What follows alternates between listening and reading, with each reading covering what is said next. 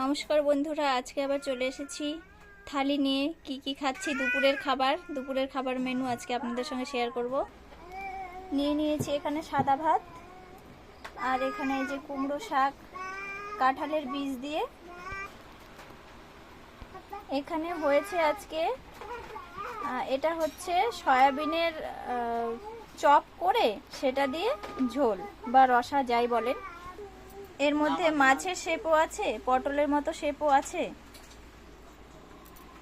বাটিতে দেবো এটা, তাহলে থালাটা একেবারে ফাঁকা থাকবে।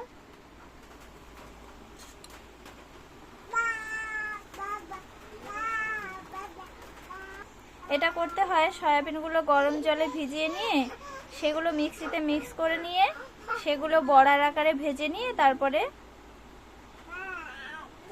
ঝোলের মধ্যে দিলেই হয়ে যায় এই রান্নাটা। এটা রেসিপি আমার পোস্ট করা আছে, তো আপনারা চাইলে দেখে নিতে পারেন।